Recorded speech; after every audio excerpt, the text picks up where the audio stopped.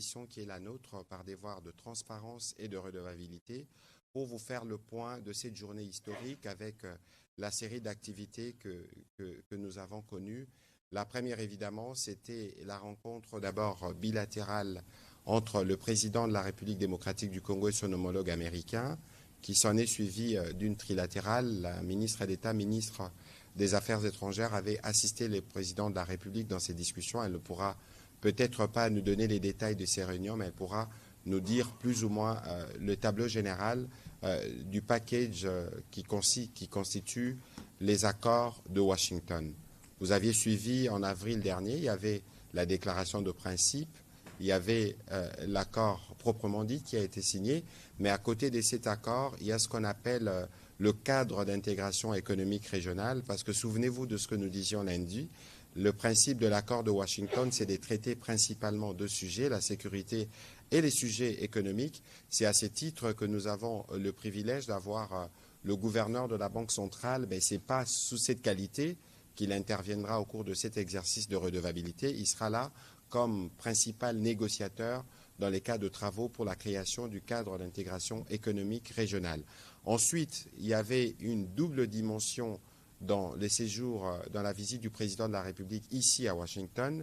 Il y avait une dimension diplomatique avec l'accord, mais il y avait aussi une dimension bilatérale. C'est pour ça que nous avons le privilège d'avoir le vice-premier ministre, ministre de l'économie, qui a signé aujourd'hui, juste après la cérémonie des signatures des chefs d'État, l'accord de partenariat stratégique entre la République démocratique du Congo et les États-Unis d'Amérique. Voilà plus ou moins résumé les activités que nous avons eues aujourd'hui, évidemment. Nous allons donner premièrement la parole à la ministre d'État, ministre des Affaires étrangères, pour nous brosser plus ou moins l'esprit et les cas dans lesquels les discussions se sont tenues ce matin qui ont abouti à cet accord en présence de plusieurs chefs d'État africains tels que vous l'avez vu. Madame la ministre d'État, merci. C'est des journées marathon, évidemment. Heureusement que vous êtes une Amazone, comme j'aime bien vous appeler, par rapport à votre engagement sur ces fronts diplomatiques que vous copilotez avec le président de la République. Nous sommes à Washington, l'épilogue sûrement de ce que vous avez commencé déjà il y a plusieurs mois. Qu'est-ce que vous pouvez nous dire de cette journée historique? Qu'est-ce que le Congolais, qui attend depuis des heures d'avoir des éléments supplémentaires par rapport à ce qu'on a vu, pour que nous puissions mieux comprendre l'action du président de la République dans la volonté de ramener une paix que nous voulons définitive et durable. Madame la ministre d'État. Merci beaucoup pour la parole. Merci. Bonsoir à tous et à toutes. Et évidemment, bonsoir à nos chers compatriotes qui nous suivent à Kinshasa, à Goma, Bukavu et dans toutes les autres parties de la République démocratique du Congo. En effet, une journée historique, journée du 4 décembre, lors de laquelle trois chefs d'État ont signé ce qui sera connu comme les accords de Washington. Ces accords qui, en fait, entérinent trois documents importants, à savoir la déclaration de principe qui avait initialement été signée le 25 avril, suivie de l'accord de paix qui a été signé entre la République démocratique du Congo et le Rwanda le 27 juin, et le cadre d'intégration économique régionale que nous avons signé aujourd'hui, 4 décembre. Donc, ces trois instruments constituent ce qui est connu maintenant comme les accords de Washington. Comme mon cher collègue l'a déjà indiqué, cette journée a commencé d'abord avec une série d'entretiens au niveau de la Maison-Blanche, dans le bureau ovale, pendant lequel le président de la République a eu l'occasion d'échanger directement avec son homologue et son hôte américain, y compris justement sur le potentiel et la promesse, si vous voulez, de cet accord de Washington, mais aussi sur les perspectives d'un partenariat bilatéral renforcé entre les États-Unis d'Amérique et la République démocratique du Congo. Après ce passage à la Maison-Blanche, nous avons donc ensuite eu la cérémonie de signature que beaucoup d'entre vous ont pu suivre en direct, pendant laquelle justement une déclaration a été signée par les trois chefs d'État, à savoir donc le chef d'État, notre président de la République évidemment, Félix-Antoine Tshisekedi Tshilombo, mais aussi le président Trump et le président du Rwanda. Et donc avec cela entre en vigueur, si vous voulez, l'accord de Washington. Je pense que ce qui est important à retenir aujourd'hui, c'est que cet accord englobe plusieurs instruments et reflète aussi une longue marche, si vous voulez, une longue séquence d'efforts diplomatiques qui n'ont pas commencé en avril, mais bien avant, à commencer par la résolution 2773 qui a été adoptée au niveau du Conseil de sécurité à l'unanimité et qui, si vous voulez, a jeté un peu la base sur toutes les perspectives vers une pacification durable de l'Est de la RDC, mais aussi de la région des Grands Lacs. Donc, nous savons qu'il y a beaucoup d'attentes par rapport à ces accords et comment ils vont prendre forme de manière concrète, évidemment. Nous sommes dans les premières heures après la signature, mais je pense que nous devons retenir quand même qu'il y a eu une forte mobilisation, surtout du côté des États-Unis d'Amérique, de voir comment ces efforts diplomatiques qui ont été menés pouvaient être couronnés par un document contraignant pour toutes les parties et qui va justement jeter les bases pour, nous l'espérons, une paix durable dans l'Est de la République démocratique du Congo, mais aussi de manière plus large dans la région des Grands Lacs et de cette manière aussi ouvrir la perspective vers une réconciliation des peuples, un rapprochement des peuples, mais aussi une plus grande intégration économique. Mais nous savons aussi que tout cela se fera de manière graduelle, que tous ces efforts devront être bâtis les uns sur les autres, pas seulement parce que nous le connaissons, nous le savons de notre propre région, mais nous l'avons aussi appris dans d'autres régions. La paix se construit avec du sérieux, avec du temps, avec de la rigueur. Et ceci a été la posture de la République démocratique du Congo dès l'avènement du président de la République à la magistrature suprême. Et nous restons engagés dans cette logique. Merci. Voilà, merci beaucoup, Madame la ministre d'État, pour cette introduction. Je me tourner du côté du gouverneur Ouamesso, mais je rappelle que vous n'intervenez pas comme gouverneur de la Banque centrale du Congo, mais plutôt comme un des experts de la République démocratique du Congo, spécifiquement pour ce qui concerne le cadre d'intégration économique régionale. Vous savez tous, l'accord, j'en parlais tout à l'heure, l'accord du 27 juin avait principalement 2 points, la question de la sécurité, mais aussi la question économique. Et sur cette question économique, M. Ouamesso, beaucoup de choses ont été dites, notamment Combralé nos minerais pour le Rwanda, mais la question principale, c'est qu'on veut ramener les développements, on veut ramener l'économie pour nos populations. Question, est-ce que la société civile a été consultée durant les travaux qui ont permis aujourd'hui la signature? Je rappelle que la ministre d'État a signé ce matin les documents qui créent formellement le cadre d'intégration économique régionale juste après l'activité des chefs d'État. Merci beaucoup, Monsieur le ministre. Permettez-moi de faire un petit rappel historique par rapport aux causes profondes de cette crise que nous connaissons. Cette crise a démarré pas parce qu'il y a eu un problème entre le Rwanda et le Congo, mais cette crise, les causes profondes sont économiques. À la fin de la guerre froide, il y a eu une volonté d'avoir accès aux matières premières qui servent aujourd'hui à ce qu'on utilise les téléphones portables, les ordinateurs et tout cela. Et il lui fallut à l'époque que le Zaïre puisse privatiser ces entreprises minières qui étaient essentiellement étatiques. Et vous savez que nous avons une conférence nationale souveraine où les 2 grandes forces, même si elles étaient opposées politiquement, je rappelle, donc l'Union sacrée, conduite par le docteur Étienne Tshisekedi, et la mouvance présidentielle, ont toutes les 2, ces grandes forces, refusé la privatisation, même s'ils étaient opposés politiquement. Et c'est ainsi qu'il y a eu, pour permettre l'accès à nos matières premières de la part de l'Occident, la création d'une 3e voie. Et cette troisième voie, malheureusement, n'a pas pu prendre politiquement au sein du pays. Et comme il y avait un impératif de pouvoir accéder à nos ressources, c'est comme ça qu'il y a eu un blanc-seing qui a été donné au Rwanda et à l'Ouganda pour nous envahir. C'est ça la raison fondamentale de la crise qui a déchiré notre pays durant pendant les 30 années passées. Et donc, il fallait aussi le résoudre par un volet économique.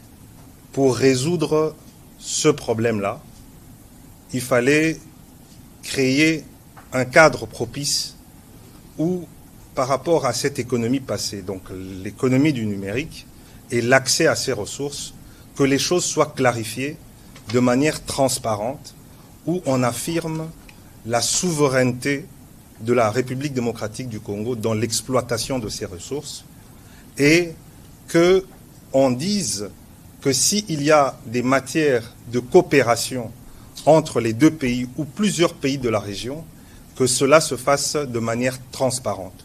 D'où ce cadre d'intégration économique régionale, qui, au fait, repose essentiellement sur ce qui a été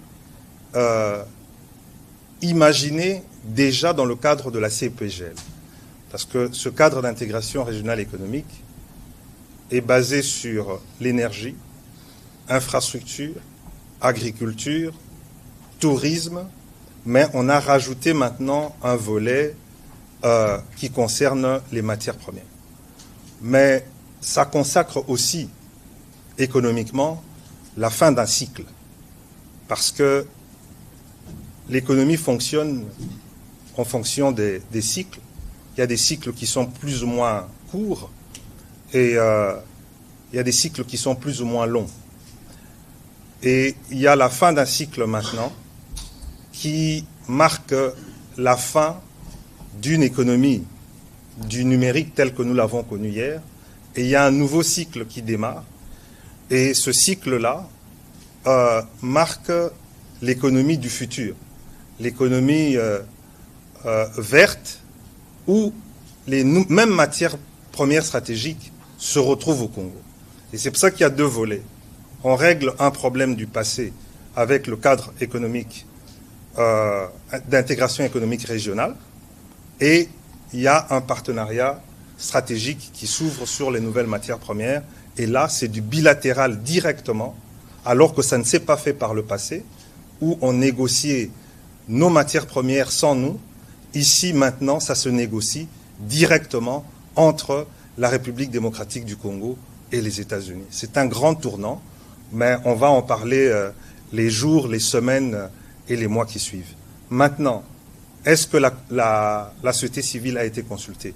Bien sûr que oui, la société civile a été consultée.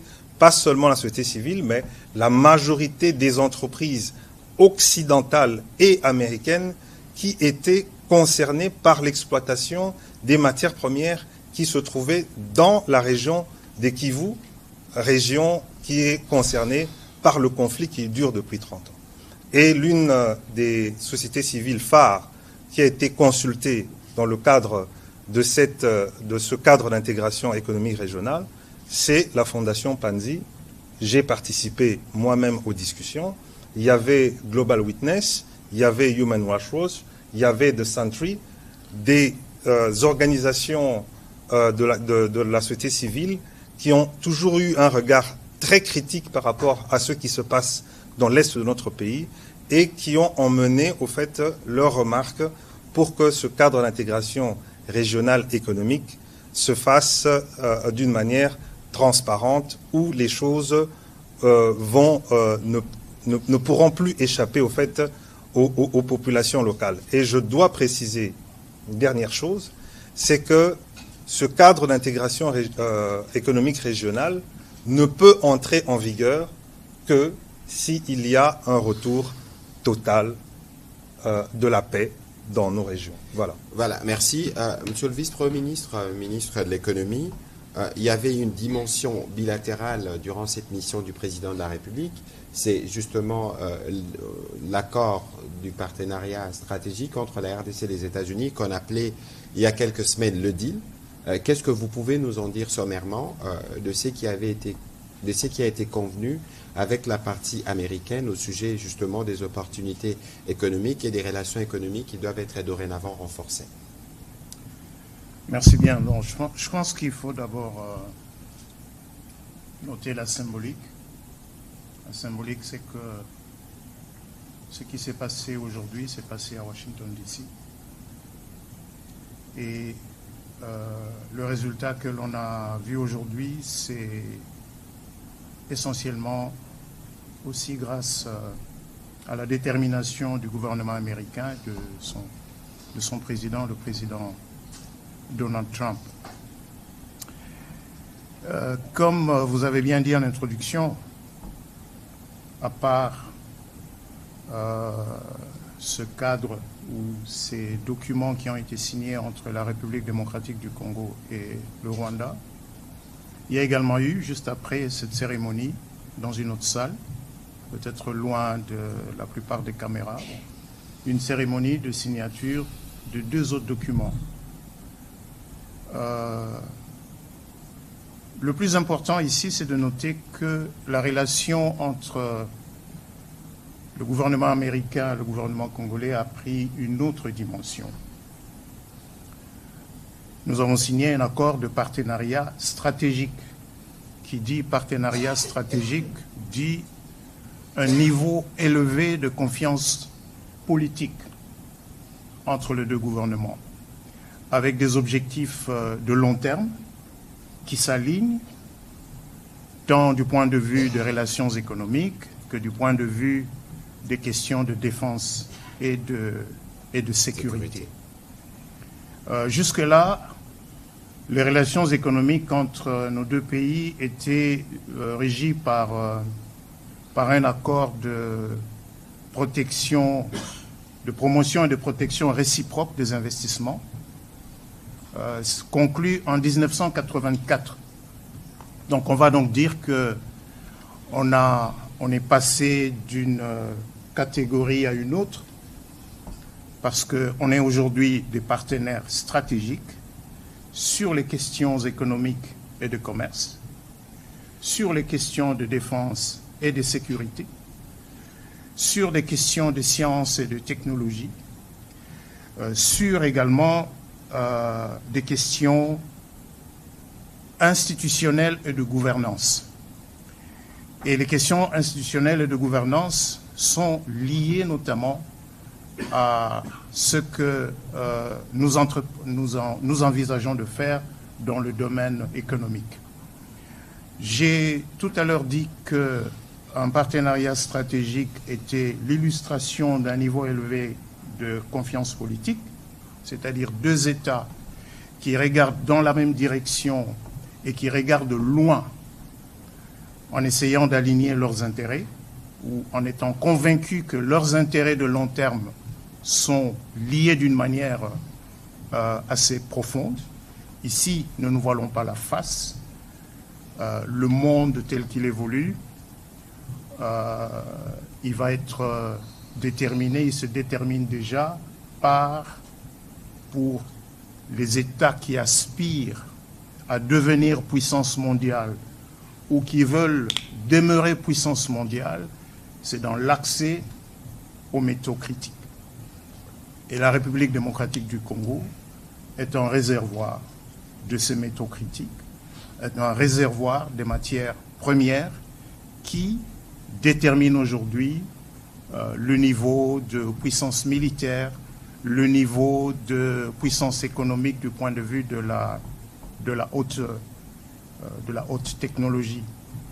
Donc, en même temps que la relation entre la République démocratique du Congo et le Rwanda est censée prendre une forme plus paisible, une forme de prospérité partagée, il est également important pour celui qui a été le parrain et qui voit un intérêt à sécuriser l'accès son accès aux métaux critiques, aux minéraux critiques qui sont disponibles en République démocratique du Congo.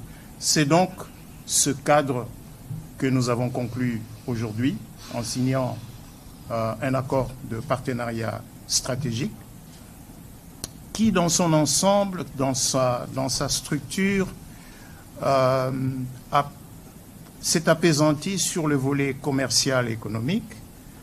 Il s'est également apaisanti sur le volet institutionnel et de gouvernance. Pourquoi sur le volet institutionnel et de gouvernance? Parce que ces conflits sont aussi, ce conflit récurrent dans la région des Grands Lacs s'explique fondamentalement par l'accès via des moyens illicites aux minéraux, surtout les matières critiques qui résultent de l'exploitation artisanale des minéraux. Et donc remettre de l'ordre, renforcer les capacités de l'État congolais dans ce domaine est apparu important pour que les objectifs communs que nous avons sur le plan commercial et économique puissent se réaliser. Il y a un deuxième volet, un deuxième document qui a aussi été signé. C'est un mémorandum d'entente entre les deux pays sur les questions de défense et de sécurité qui a donc été signé par Madame la ministre d'État, ministre des Affaires étrangères, avec le secrétaire d'État Rubio, alors que le secrétaire d'État Rubio et moi-même, nous avons signé l'accord de partenariat stratégique. Et ce document met en place un cadre pragmatique qui va permettre d'organiser la manière dont les relations économiques entre la République démocratique du Congo et les États-Unis vont prendre forme, vont s'intensifier pour nos intérêts mutuels de long terme. C'est donc un engagement de long terme. C'est pas un troc. C'est pas un troc. C'est, je répète, deux États qui conviennent, qui ont des intérêts de long terme. Nos intérêts de long terme, c'est le développement économique, dans la paix, dans la sécurité. Les intérêts de long terme des États-Unis, c'est un accès aux ressources minérales qui sont disponibles dans notre pays, un accès qui ne prenne pas les formes actuelles de groupes armés qui pullulent effectivement et exactement dans les régions où sont disponibles les terres rares et les autres métaux critiques. Voilà, merci beaucoup, Monsieur le Vice-Premier ministre. On va prendre des questions, évidemment. On pourra répondre à quelques questions en anglais pour les journalistes qui peuvent poser des questions dans cette langue. Je souhaiterais que nous puissions être courts et précis dans nos différentes questions parce que nous avons encore malheureusement un agenda particulièrement chargé dans les cas de travaux qui se font ici. Je vais commencer par Willy Kalingai, s'il vous plaît. Par ici, s'il vous plaît.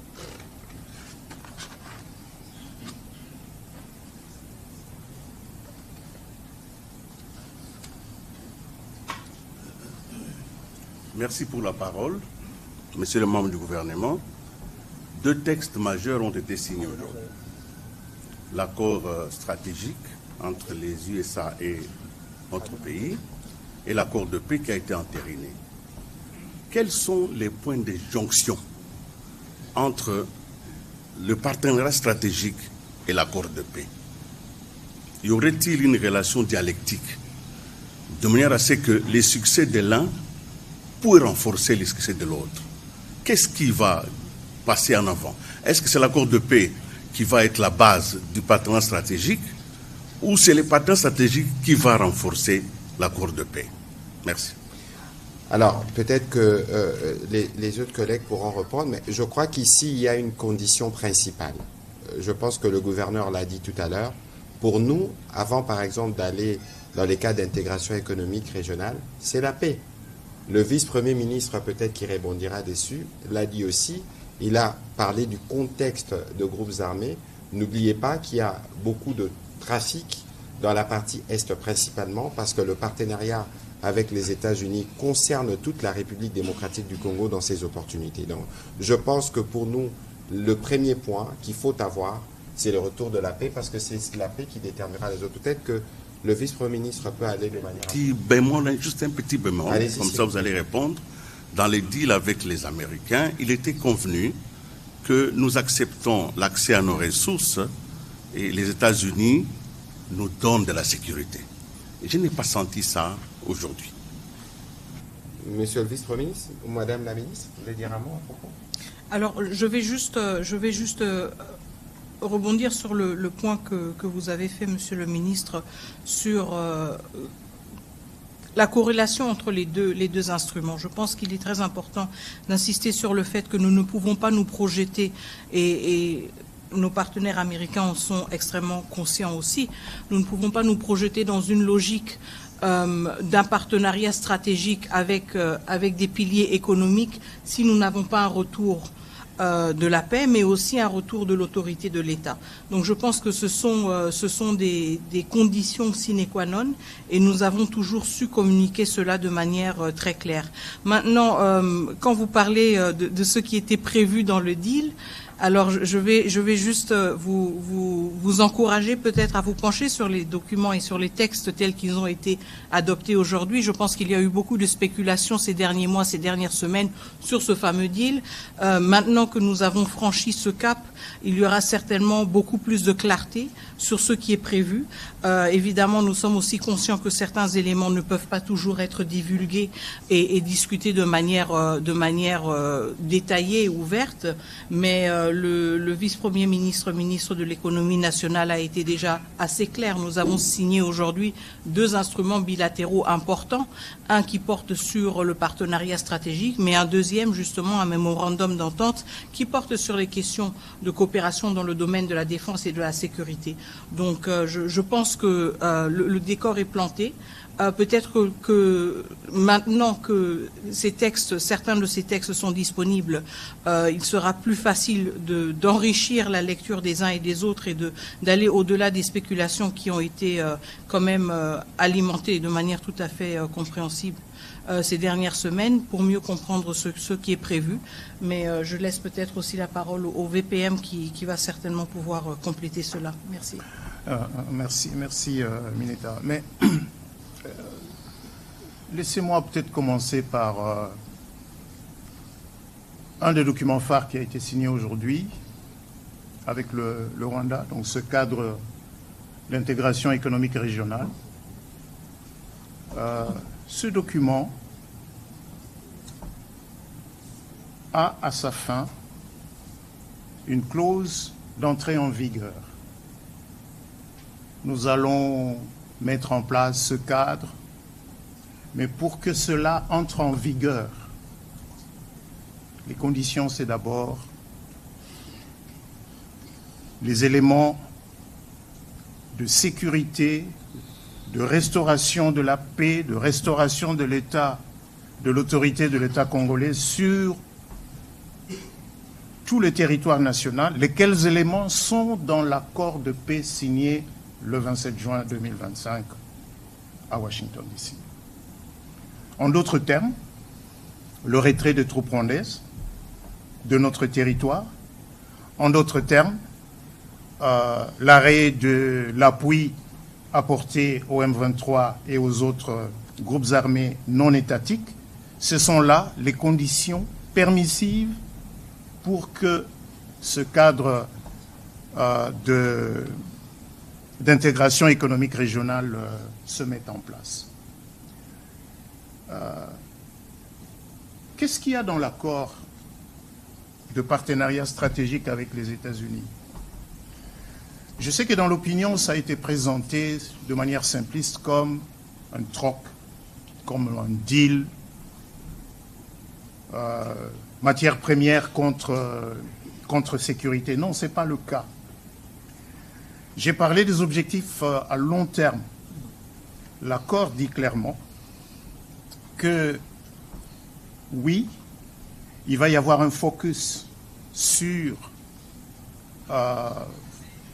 l'exploration, sur l'extraction, sur la transformation des minéraux critiques, mais on va au-delà de simples minéraux critiques parce que, par exemple, l'accord prévoit que le gouvernement américain et le gouvernement congolais vont travailler de manière étroite pour faire avancer un certain nombre des projets qui sont considérés comme, comment je dirais, comme critiques pour qu'on transforme la RDC. C'est-à-dire Inga, Grand Inga. C'est pas que nous disons non.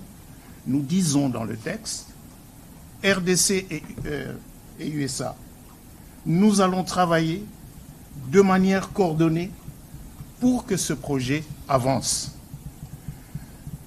L'accord insiste aussi sur le corridor de Lobito. L'accord prévoit également que la RDC dise clairement quels sont les projets de développement considérés par la RDC comme étant des projets stratégiques. Et cette liste, la liste de ces projets stratégiques, sera incessamment communiquée par la RDC à la partie américaine et fera partie intégrante de l'accord. De la même manière que les États-Unis vont communiquer à la RDC les projets considérés par la partie américaine comme étant des projets critiques sur un certain nombre de métaux. Voilà donc, si vous voulez, cet ensemble. Maintenant, comment vous voulez qu'on avance sur ces grands dossiers si il y a de l'instabilité dans une grande partie du territoire? C'est là le lien. C'est là le lien. Et le point de départ, justement, pour restaurer les conditions de paix et de sécurité, ces éléments sont dans l'accord de paix signé le 27 juin, et ces éléments ont été repris comme condition d'entrée en vigueur du cadre d'intégration économique régionale. Voilà, rapidement, monsieur le gouverneur, un petit commentaire. Oui, monsieur Kengay, votre question me semble plus profonde que ça. Vous savez, nous sommes aujourd'hui République démocratique du Congo, mais nous avons été initialement État indépendant du Congo. Nous avons été créés pour que le monde occidental vienne puiser ses ressources dont elle a besoin pour son développement industriel. Donc rappelez-vous le caoutchouc, rappelez-vous Chikoloboué, rappelez-vous le développement de l'électricité avec notre cuivre. On ne nous a jamais demandé notre avis. Et je vous ai rappelé que quand on a eu besoin de venir prendre le coltan et tout ça, nous avons tergiversé. Bon, c'est pas que nous avons tergiversé, nous avons voulu défendre nos intérêts en disant qu'on ne privatise pas. Et il y a une décision qui a été prise. Et nous avons été envahis. Et aujourd'hui, il y a des iPhones, il y a des Samsung qui sont utilisés avec nos ressources sans nous. Et c'est la première fois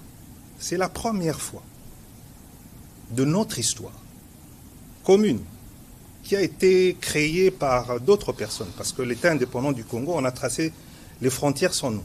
C'est la première fois qu'il y a une nouvelle révolution industrielle qui va arriver et qu'on décide de pouvoir discuter de l'accès de ces matières premières dont on a besoin pour cette révolution industrielle, qu'on discute avec la RDC. C'est un tournant historique. Et il faut qu'on en prenne la mesure nous-mêmes. C'est-à-dire quoi? C'est-à-dire que ce que nous voulons voir, c'est-à-dire la paix et tout ça, dépend de la responsabilité que nous devons comprendre qui est la nôtre par rapport à cet événement historique qui a été arraché grâce au leadership du président Tshisekedi. C'est une première historique que pour avoir accès à nos ressources, pour développer une industrie mondiale, faire une révolution industrielle, on vienne discuter de ça avec le Congo et qu'on signe des accords avec les Congolais. C'est très très important. Alors, merci de ce rappel. On va prendre la question de Madame Elena. Ensuite, on prendra... please, go to the microphone. Et ensuite, on prendra les questions en série pour faire une économie de temps, vu qu'il y a 4 intervenants. Si chaque intervenant doit faire un commentaire, vous comprenez que nous devons gérer un peu plus le temps.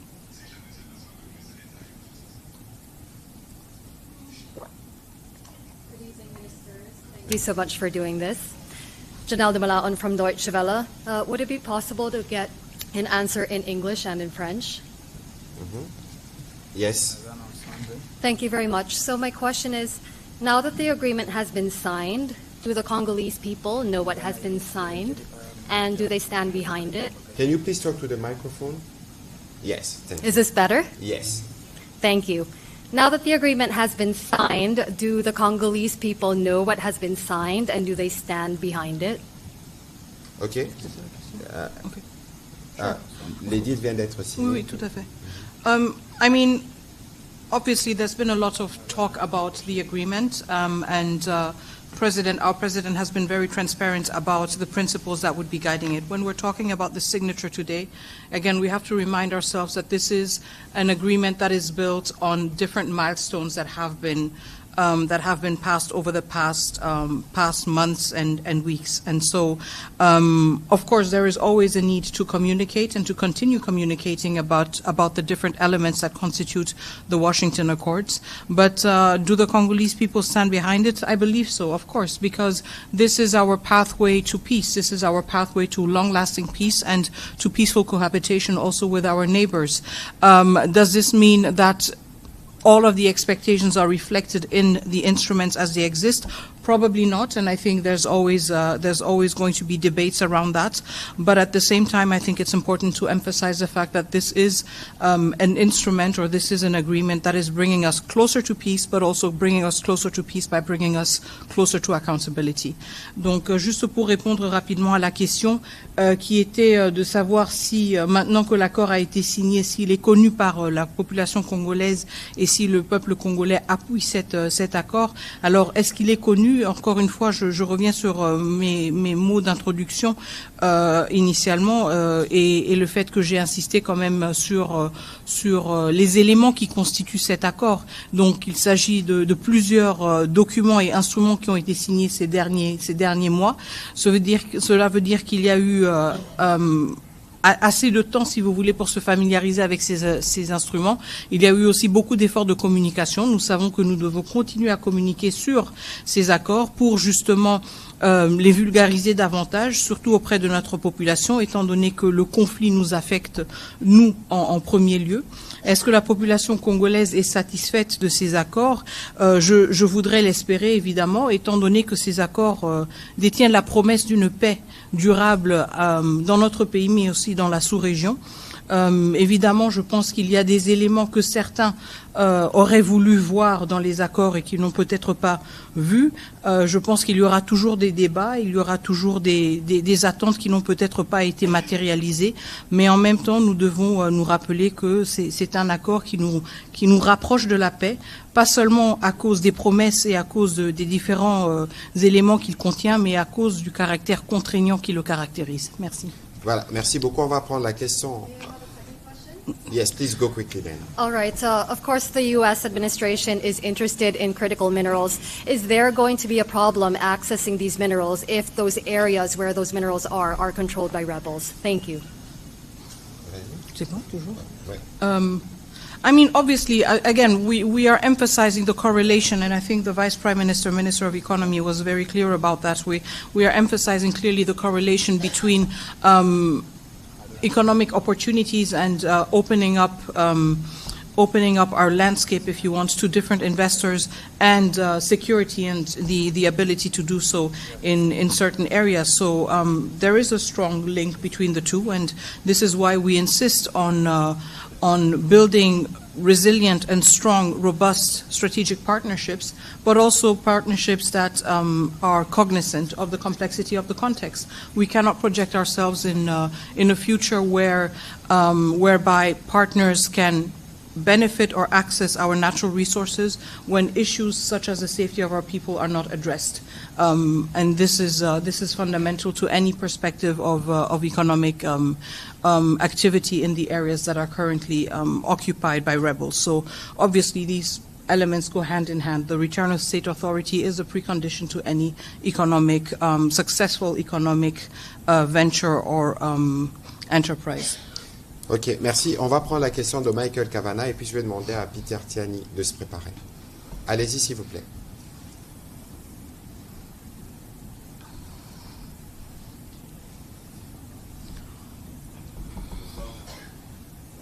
Ça marche? Oui? Ok, super. Trois petites questions. Les rebelles M23, est-ce qu'ils approchent la ville du Vera et que disent le président Kagame et Trump à ce sujet, que le combat continue? Deuxièmement, le partenariat stratégique mentionne une liste de projets stratégiques désignés, n'est-ce pas? Quels sont ces projets? Et le partenariat aussi mentionne une réserve stratégique de minéraux et comment est-ce que ça va fonctionner? Merci. Voilà, sur la question du partenariat, le vice-premier ministre Moukoko pourra y répondre.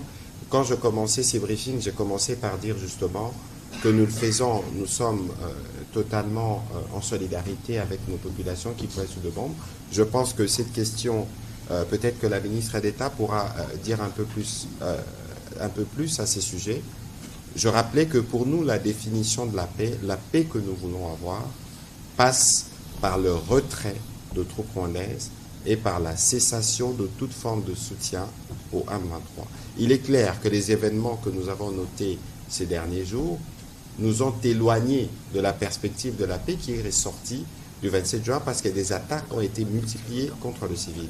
Et je pense qu'à l'occasion de la discussion qu'il y a eu avant que l'accord puisse être signé, le président Trump, évidemment, a eu l'occasion d'écouter le président Tshisekedi à ses propos. Peut-être que la ministre d'État peut nous faire un petit commentaire de ce qui a été, de cette question qui a figuré dans les entretiens, parce que vous avez suivi le président Trump lui-même dire qu'il y a, dans 72 heures, il doit y avoir des choses qu'on verrait sur le terrain. Madame la ministre d'État. Très bien, on ne va pas entrer évidemment dans les détails, si vous voulez, des entretiens entre les chefs d'État, mais je pense que la préoccupation est une préoccupation partagée, certainement entre la République démocratique du Congo et les États-Unis d'Amérique. Nous voulons espérer aussi du côté du Rwanda, de voir que la situation sur le terrain se transforme, si vous voulez, ou s'adapte assez rapidement aux réalités diplomatiques que nous avons pu observer aujourd'hui. Donc, quand il s'agit de la situation au Sud Kivu, évidemment, nous l'avons suivi, nous continuons à la suivre avec vigilance, mais nous sommes aussi conscients justement des mots que le président Trump lui-même a prononcés à la fin de la cérémonie aujourd'hui, quand il a été interpellé par une de vos collègues justement sur ce qui allait se passer maintenant que les accords avaient été signés et que la réalité sur le terrain était quand même encore caractérisée par de la violence. Je pense qu'il était aussi très clair en exprimant son attente que assez rapidement les choses devraient changer sur le terrain. Donc évidemment, nous parlons d'engagement entre trois États et vraiment au sommet de ces États.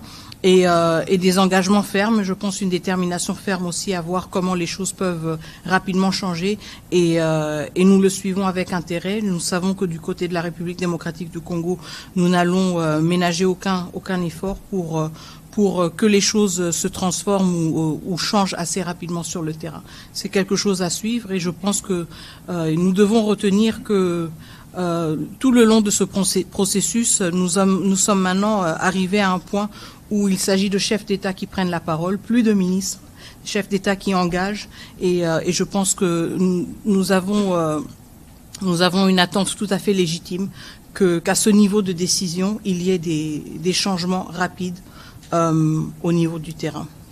Voilà, Monsieur le Vice-Premier ministre, je rappelle que l'accord de partenariat stratégique est déjà public, donc les gens peuvent le consulter. Vous parliez tout à l'heure de Lobito, vous parliez de Inga. Il y a une question spécifique qui est revenue sur, il y a une liste de projets qui est annexée. Je pense que vous y avez déjà plus ou moins répondu. Oui, effectivement.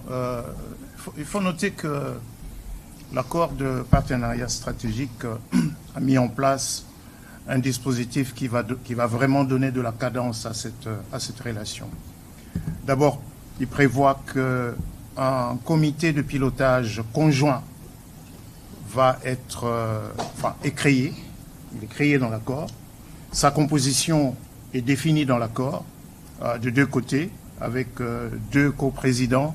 Du côté américain, le département d'État, et du côté congolais, ça va être le ministre le plus précédent entre les 4 ministres qui ont donc été identifiés,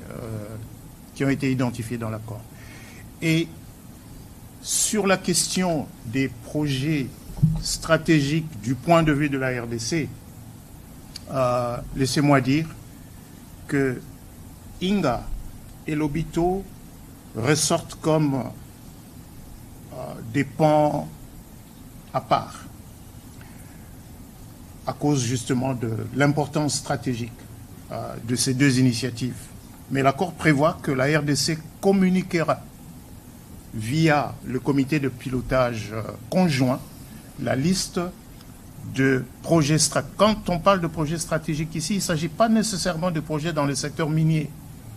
Ça va toucher aux routes, ça peut toucher aux ports, ça peut toucher aux chemins de fer. Il va revenir au gouvernement de la RDC d'identifier ces projets stratégiques et de les communiquer. De la même manière, l'accord prévoit également que le gouvernement américain ait accès à des réserves minières stratégiques et il revient à nous, RDC, de communiquer les concessions qui sont libres. Les concessions qui sont libres, et la liste de ces concessions sera communiquée toujours via le comité de pilotage conjoint. Et l'accord a bien défini quand est-ce que ce comité se met en place, avec quelle cadence il va travailler, de manière à ce que l'accord ne soit pas lettre morte, mais qu'il vive dans le long terme, parce qu'il n'a pas été conclu uniquement pour régler un problème de court terme. Il a vraiment été conclu pour bâtir une relation de long terme entre les deux pays. Voilà, merci. On va prendre les questions de M. Peter Tiani, puis on prendra 3 ou 4 pour terminer, parce que nous avons d'autres engagements. Vous allez prendre votre question, mais s'il vous plaît, nous irons par une question. Ce serait une étape comme ça, on en prendra les maximum. Allez-y, s'il vous plaît. Merci, Monsieur le Ministre. Peter Tiani, pour le compte de Perfect Télévision. Je vous félicite d'abord, vous remercier pour l'exercice de redevabilité, pardon. Pour l'exercice de redevabilité. Et puis je saisis aussi cette opportunité de manière directe pour jeter de fleurs à notre ministre des Affaires étrangères. Je n'ai jamais eu l'occasion, au regard de ce travail titanesque qui a abouti aujourd'hui. On est dans un pays où on reconnaît les valeurs des autres quand ils meurent. J'en saisis l'opportunité aujourd'hui. Mais je veux... il y a des inquiétudes. Mes questions vont être un peu disparates, mais bon, c'est pour vous 4. La première, c'est... Je veux rebondir sur la question du journaliste précédent. Madame la ministre, vous pouvez être complétée par Monsieur le ministre de la Communication et des Médias. Après la signature de l'accord, on peut beau parler, il y a des choses qu'on attend sur le terrain, de manière palpable, les résultats. Sinon, on va parler en l'air. Les résultats, c'est la paix. Le Congolais qui est dans l'est du pays, lorsqu'il vous suit aujourd'hui, il a vu qu'on a signé, on a communiqué, le Congolais est content. Mais il se pose une seule question. Les bruits des bottes, ça finit quand? De manière claire, pas de langue de tabou, pas de philosophie. On a signé. Si demain on apprend qu'on a attaqué Uvira, tout ce qui est fait aujourd'hui tombe caduc au sein de l'opinion, au sein de la communication. Dites-nous de manière claire, on a signé, il est écrit dans l'accord que les Rwandais doivent lever leurs mesures de défense chez nous. Ça se fait quand? Surtout que nous avons suivi Kagame dans son speech dire que ce n'est pas une fin en soi cet accord, et il va loin pour dire que si ça échoue, ce ne sera pas de la responsabilité du président Trump, mais de la responsabilité des partis, donc du Rwanda et du Congo. Il a été clair, il a été de mauvaise foi depuis toujours. Il n'est pas venu à Luanda, il a qualifié cet accord de stupide en juin. Bon, on sent qu'il ne veut pas. Au cas où, ça tirait. Qu'est-ce qui est arrivé? Les Congolais veulent savoir cette préoccupation que je vois dans le réseau. La deuxième... La dernière, s'il vous La plaît. dernière. Monsieur le ministre, monsieur le gouverneur de la Banque, je vous félicite beaucoup pour ce que vous faites. Il ne faudrait pas que les gens appréhendent mal ce que vous dites. Parce que vous dites que les Américains... La communication, ce n'est pas seulement ce qu'on dit, mais c'est ce que les gens comprennent aussi. Les Américains vont prendre les minéraux, les matières rares chez nous. Bon, si je vous ai... Les terres rares, je ne sais pas si je vous ai bien saisi. Les matières stratégiques. En contrepartie de quoi? Le gouverneur venait de dire tout à l'heure que lorsqu'il voulait prendre du coltan, lorsqu'il voulait prendre du caoutchouc, il coupait les Congolais qui se présentaient avec des moignons. Aujourd'hui, quand il décide de venir à Inga, Inga, c'est pas dans l'Est, là, c'est ici, ça va. En contrepartie, il y a quoi? Et est-ce que nous sommes, nous, économiquement viables et crédibles aux yeux du monde et des Américains pour qu'ils nous prennent au sérieux? Votre analyse personnelle, je vous remercie. Merci, on va y répondre rapidement. Peut-être qu'on va commencer par la Mineta.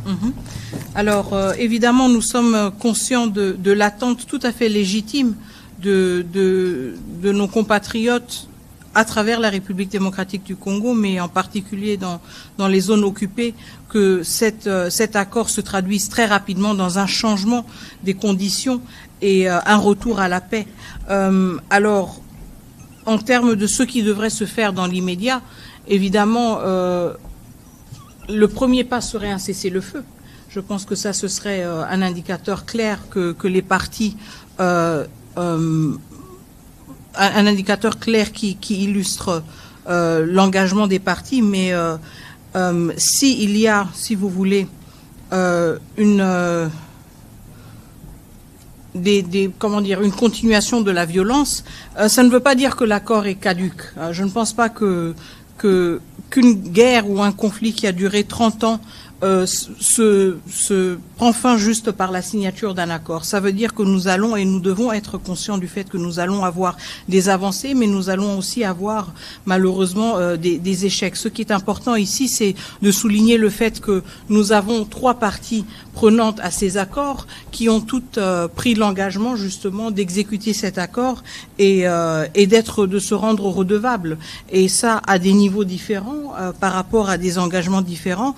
Nous comptons énormément sur l'engagement des États-Unis d'Amérique. Le président de la République a été très clair là-dessus. Après 30 ans, combien de présidents américains sont passés sans pour autant s'engager avec autant de moyens diplomatiques et autres que le président Trump. Donc je pense que nous avons tous un intérêt à ce que cette guerre prenne fin et que même au premier, si vous voulez, au premier défi ou à la première, au premier, je ne veux pas dire échec, mais au premier défi, on ne jette pas cet accord, si vous voulez, à l'eau, mais on continue justement à se battre pour une redevabilité, pour une exécution de l'accord. Si c'était si facile de mettre fin à une guerre juste en signant un accord, nous n'en serions pas là 30 ans plus tard. Donc il s'agit d'un engagement continu qui doit être maintenu par toutes les parties prenantes et nous en sommes conscients. Nous allons faire notre part des choses et justement continuer aussi à insister sur une redevabilité de tous les acteurs. Voilà, pour compléter rapidement ma collègue, je vous lis ce que le secrétaire Rubio, donc le collègue de la MINAFET, a dit à ses propos aujourd'hui. Il y aura we have an agreement. Nous avons un accord et l'accord doit vivre. L'accord doit être implémenté. Vous pouvez signer un accord, signer des documents, mais vous devez être sûr que cela s'applique. Comme dans toute guerre, dans tous les conflits, la route vers la paix, vous pouvez avoir des up and down, donc des hauts et des bas, et il y aura des stop and the start. Et puis il rajoute, il dit, mais maintenant, nous avons un engagement au plus haut niveau de 2 gouvernements avec les chefs d'État sur des questions spécifiques qui doivent arriver. Maintenant, nous devons nous assurer que ces choses arrivent. Nous sommes engagés sur chaque étape qui va nous conduire à ces résultats. Ça veut dire que nous connaissons, ne nous voilons pas la face. Nous connaissons l'attitude belliqueuse du président rwandais. Je pense aujourd'hui, ça ne sert à rien de le répéter, même le médiateur américain est au courant. Et donc, il y a eu un engagement qui a été fait en présence d'autres témoins, des chefs d'État qui étaient là. Et donc, on va voir dans les jours qui viennent. Parce que pour nous, l'engagement pour la paix des présidents de la République, là, depuis le premier jour. Monsieur le vice-premier ministre, sur les aspects sur lesquels vous devez réagir, et les gouverneurs, très rapidement. Je pense que je voudrais d'abord demander à mon cher Tiani d'effacer rapidement la notion d'un simple deal. Parce que je crois que votre question part de cette hypothèse. Je répète, c'est un partenariat stratégique, c'est dans le long terme, c'est des intérêts mutuels, convergents des deux pays, des deux États. Et même s'il y a un focus sur les mines, mais le document le dit à plusieurs endroits que ce qui se fera dans le strict respect des lois des deux États. En ce qui nous concerne, dans le domaine minier, nous avons un code minier. Lequel code minier dispose que ce que nous faisons aujourd'hui, c'est-à-dire l'exportation des produits bruts, ce n'est pas ce que prévoit le code minier. Le code minier prévoit que les produits doivent être transformés. Et l'une des contraintes à la transformation, c'est le déficit en électricité. Ce n'est donc pas étonnant que Grand Inga ressorte dans ce document comme étant, et d'ailleurs, quand vous lirez le document, vous verrez que Grand Inga vient comme étant la toute première grande initiative pour la RDC, mais également pour la région, parce que Grand Inga, ce n'est pas seulement pour la RDC, Grand Inga, c'est aussi pour une bonne partie de l'Afrique. Et il y a effectivement aussi cette volonté des entreprises américaines à investir davantage. Est-ce qu'elles sont en République démocratique du Congo? Oui, elles sont en République démocratique du Congo. Est-ce qu'elles veulent investir un peu plus? Oui, elles veulent investir un peu plus. Juste après la cérémonie de signature, j'ai personnellement pris part à la Chambre de commerce des États-Unis aujourd'hui, cet après-midi, avec le ministre rwandais des Affaires étrangères et le sous-secrétaire d'État américain, à une discussion organisée avec les grandes entreprises américaines qui vont d'ailleurs organiser au mois d'avril de l'année prochaine un forum sur l'investissement responsable. L'idée étant d'ouvrir un peu plus l'espace de la RDC aux investissements américains, mais cela doit se faire dans un environnement de paix, de sécurité et de bénéfices mutuels entre nos deux pays. Donc, regardez cet accord de partenariat stratégique comme un instrument pour la transformation de la République démocratique du Congo pour le long terme. Voilà, merci. Un petit commentaire et puis nous prendrons peut-être une ou l'autre question pour la ministre d'État qui sera obligée de nous laisser pour d'autres engagements. Monsieur le gouverneur. Je ne ferai pas de commentaire par rapport à ce que vient de dire le VPM. Je crois qu'il a tout couvert. Mais par rapport à la première partie de votre question, je voulais juste rajouter un petit commentaire. Cet accord est signé à Washington. Et je pense que ce soit la République démocratique du Congo ou bien que ce soit le Rwanda, personne ne voudra décrédibiliser les États-Unis d'Amérique par rapport à son implication cet accord de paix. C'est tout ce que je voulais rajouter. Voilà, on va prendre les questions de Siméon Isako. On va y arriver, s'il vous plaît. S'il vous plaît, s'il vous plaît. On va s'assurer que les questions qui sont posées, si c'est celles qui sont destinées à la ministre d'État, elle peut y répondre parce qu'elle doit aller à d'autres engagements. Monsieur Christian Lusakeno, vous avez une question pour la ministre d'État? Allez-y, s'il vous plaît. Comme ça, on sera en mesure de les prendre. Ma question à la Mineta, comment expliquez-vous cette attitude de méfiance du président Félix Tshisekedi pendant les déroulés de cet événement alors que c'était un moment d'échange? Très bien, merci beaucoup. Alors, vous adressez votre question à la ministre des Affaires étrangères. Je suis chargée de la diplomatie, pas de la lecture du body language. Donc, je ne vais pas m'étaler sur des spéculations. Je pense que ce que nous devons retenir aujourd'hui, ce sont les actes concrets qui ont été posés, à savoir la signature de l'accord. Je ne vais pas m'étaler sur une spéculation sur le body language qui peut être interprété d'une manière ou d'une autre. Donc, je pense que nous devons nous concentrer sur l'essentiel de la journée. Et c'est justement la signature de cet accord, y compris aussi la signature des accords bilatéraux et ce que cela représente pour notre pays. Merci. Voilà, Monsieur Lusakeno, et puis on prendra la question de Monsieur Noré de ce côté. Venez déjà avancer, s'il vous plaît. Bonjour à tous, bonsoir. Après avoir vécu depuis 30 ans cette guerre, en 1998 j'étais à Lusaka, et tout ce qui s'en est suivi, alors je vous parle du dialogue intercongolais, de Sun City, du dialogue global et inclusif de Pretoria, entre Congolais où l'implication du Rwanda était notable, du style des conseils que Paul Kagame a récemment donné à ceux qu'il soutient, du M23, s'il était eux. Deux questions pour vous, Madame la Ministre. Que va-t-il advenir de cet accord si le M23 pas concerné ne bouge pas? Deuxième question. Quand vous signez au mois de juin l'accord, votre homologue rwandais déclarait pas de retrait des troupes rwandaises sans neutralisation des FDLR.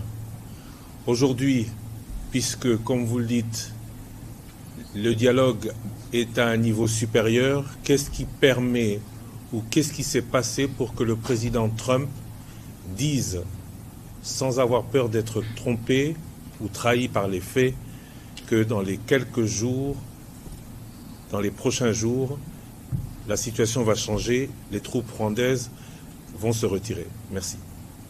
Alors, qu'est-ce que nous allons faire si le M23 ne bouge pas? Bon, je pense que, encore une fois, le M23 en tant que groupe est assez connu. Nous savons quelles sont les ramifications de ce groupe. Nous savons d'où est-ce qu'il détient les ressources et les capacités qui lui permettent d'opérer de la manière dont il opère. Donc, s'il n'y a pas de changement concrètement par rapport à la situation, nous allons aussi savoir qui sont les acteurs qui ont un rôle à jouer, qui ont une influence et qui ont refusé, si vous voulez, d'exercer cette influence. Quand vous regardez l'accord qui a été signé le 27 juin, il y a aussi justement des engagements pris par tous les États signataires de ne plus fournir un appui quelconque aux groupes armés.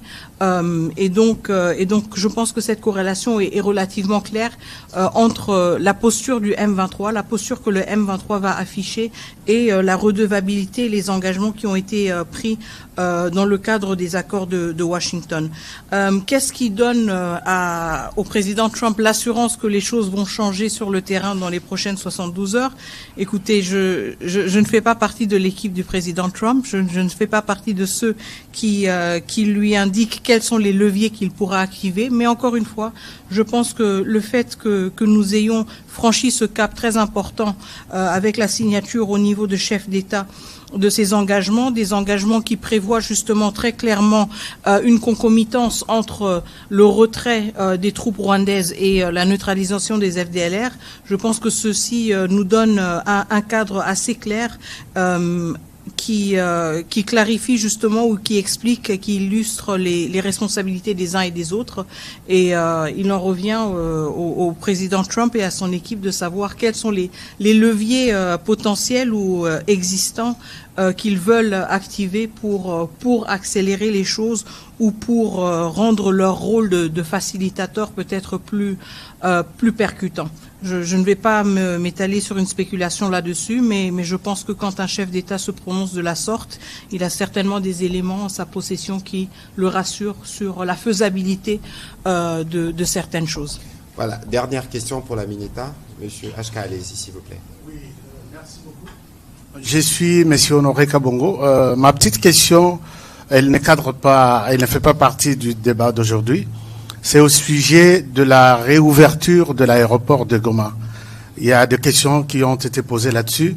La France n'en parle pas, la RDC non plus. Est-ce que nous avons abandonné les dossiers ou il y a quelque chose d'autre qui se prépare? Pour d'autres questions, je crois, les collègues ont déjà posé la question. Merci beaucoup. Merci. Alors, par rapport à l'aéroport de Goma, non, nous n'avons pas du tout abandonné le dossier. Je veux réitérer le fait que la réouverture de l'aéroport de Goma, conditionnelle pour justement faciliter l'accès humanitaire, a été énoncé comme une priorité par le président de la République démocratique du Congo. Pourquoi? Parce que nous sommes conscients du fait qu'une large partie de notre population dans ces zones occupées a besoin de cette assistance humanitaire. Nous savons aussi que les ressources et les financements pour l'assistance humanitaire sont de plus en plus réduits. Et donc, il y a un souci aussi d'efficacité, si vous voulez, quand il s'agit de l'utilisation de ces ressources dont nous disposons. Donc, nous ne pouvons pas nous permettre le luxe, si vous voulez, d'abandonner la question de l'aéroport de Goma. Il en va de la vie de milliers, de millions de nos concitoyens, de nos compatriotes. Donc, cela reste une priorité pour le gouvernement de la République démocratique du Congo. Nous avons affiché très clairement notre disponibilité, justement, à réfléchir sur comment rendre cela concret. Et nous restons sur cette position. Nous restons aussi engagés dans des conversations avec les différents acteurs humanitaires pour voir comment cela peut se matérialiser dans les plus brefs délais. Nous insistons aussi sur le fait que l'assistance humanitaire ne devrait jamais être utilisée à des fins politiques, ne devrait jamais être instrumentalisée, et c'est la raison pour laquelle nous allons aussi, ou nous continuons aussi à mettre les uns et les autres devant leurs responsabilités morales, mais aussi humanitaires vis-à-vis du comportement qu'ils affichent par rapport à cette question de la réouverture de l'aéroport de Goma. La position du gouvernement est claire et nous espérons que l'humanisme va quand même se manifester aussi de l'autre côté et que nous allons arrêter de jouer avec la vie de milliers de personnes à des fins politiques ou stratégiques. Merci. Voilà. Merci beaucoup, Madame la ministre d'État, Merci beaucoup, Madame la ministre d'État, pour votre participation à cet exercice. Je sais que vous avez d'autres interviews encore qui vous attendent. Nous aurons l'occasion de nous retrouver. On va conclure avec les collègues qui sont ici. Prochaine question, on va donner à Monsieur Israël Mutombo, qui sera suivi de Monsieur Kalanji.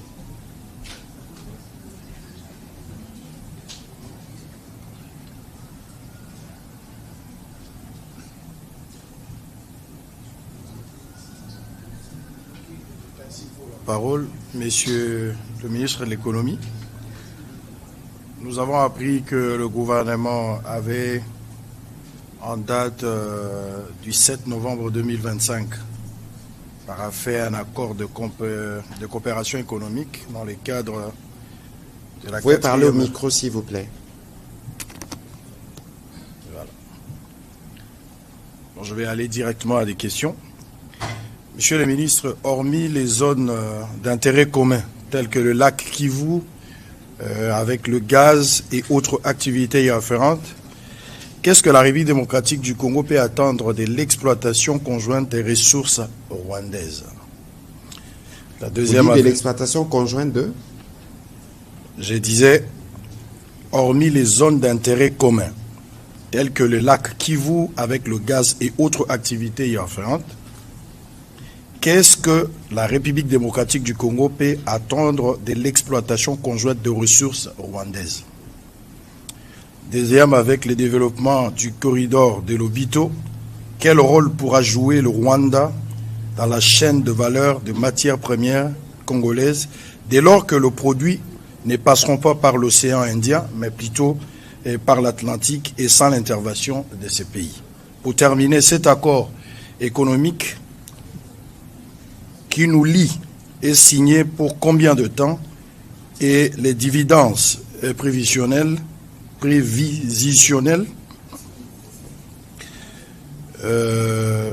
dividendes prévisionnels du Rwanda peuvent être estimés à combien?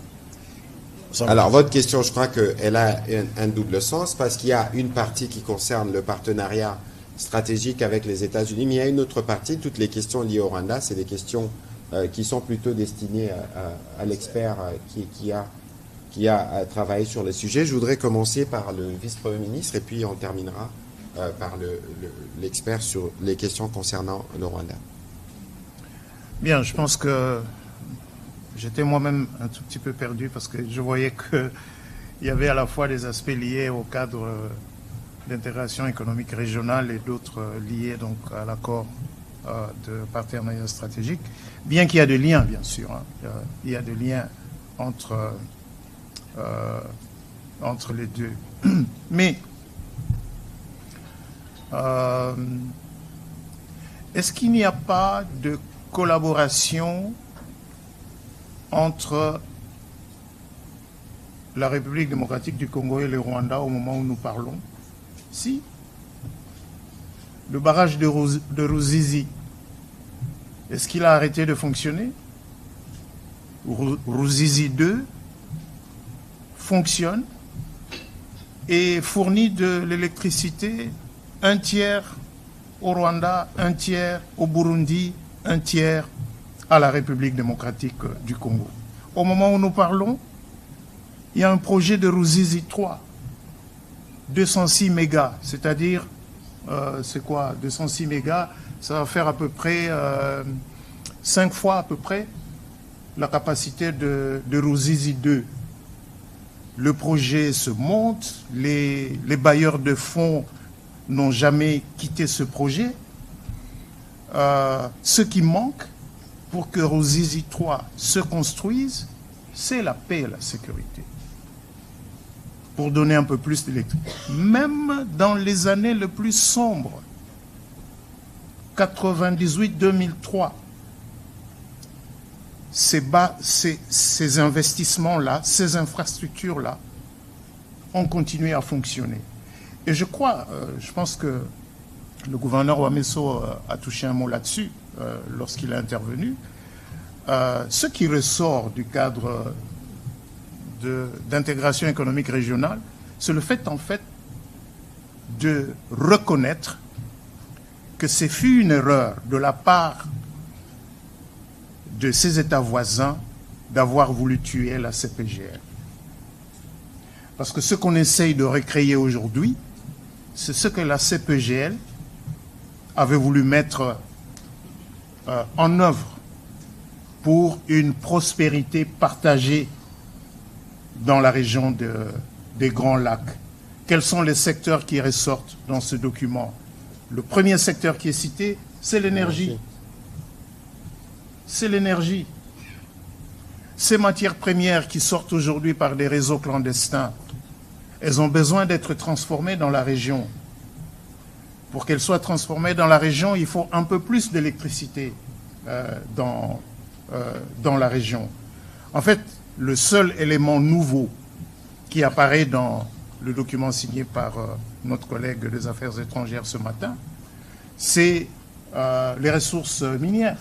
Mais sinon, tout le reste, ce sont des éléments que l'on trouve dans tous les documents de la CPGL, dans tous les projets de la CPGL. Et au moment où nous parlons, Sinelac, qui est une entreprise conjointe pour la gestion de barrages de Ruzizi, Sinelac n'a jamais fermé boutique. Sinelac continue à fonctionner. Quelle autre illustration vous voulez encore pour démontrer que c'est des destins communs? Mais ces destins communs, il faut les construire dans la paix et la sécurité. Rappelons-nous, quand il accède à la magistrature suprême, le président de la République, Félix-Antoine Tshisekedi, dans ses premiers actes, à partir de février 2019, il a visité chacun des 9 États voisins. Ce sont les premiers actes qu'il a posés en tant que président de la République. Visiter chacun des 9 États voisins, justement pour lancer cet appel à la coexistence pacifique, à la prospérité partagée à partir de nos ressources. Donc, l'Obito est une initiative importante, aujourd'hui qui fait courir, il faut le reconnaître, qui fait courir le monde entier. Ce n'est pas que les États-Unis, c'est également l'Union européenne, c'est les autres institutions financières multilatérales qui veulent bien voir se mettre en place, de notre point de vue, pas seulement un simple corridor de transport, mais un vrai corridor de développement. Parce que ce que nous ne voulons pas, c'est de faire, de favoriser par ce chemin de fer l'exportation de nos matières premières brutes, mais à l'aide des investissements dans le secteur de l'énergie, dans le secteur des transports, dans le secteur de plateformes logistiques, justement de favoriser l'éclosion des espaces de production et de valorisation de nos ressources minérales. Monsieur le gouverneur, je me tourne de votre côté parce que sur cette question, il y a eu beaucoup de spéculations, disant que nous voulons donner l'accès à nos ressources aux Rwandais pour qu'ils arrêtent de faire de nous agresser. Certains disaient qu'on a fait le bradage. Certains disaient que dans ce qui se prépare dans le cadre d'intégration économique régionale, la République démocratique du Congo est perdante. Est-ce que vous pouvez, à travers cette question, rassurer nos compatriotes qu'aucun intérêt de la République n'a été bradé? Bon, je crois que c'est toujours ça la spéculation quand on parle de la RDC. Mais le cadre économique, le cadre d'intégration économique régionale va être public, tout le monde pourra le lire. Au fait, l'objectif, il faut toujours aller dans l'objectif profond. C'est que l'exploitation de nos ressources par le Rwanda est une réalité. Il fallait régler ce problème. Le premier problème... De manière illicite, il faut préciser. Bien sûr. Par les réseaux de proxy bien et sûr, les trafiquants. Le pillage par la guerre, je l'ai expliqué ici, c'est que cette guerre, la raison fondamentale de la guerre, c'était piller nos ressources pour fournir, au fait, l'industrie du numérique, pour faire court. Alors, le cadre d'intégration économique régionale affirme d'abord une chose, la souveraineté de la RDC sur ses ressources. Pourquoi? Parce que pour créer une chaîne d'approvisionnement qui a une autre chaîne d'approvisionnement alternative à la place de ce qui a fonctionné pendant plus de 30 ans avec le Rwanda, il nous faudra du temps.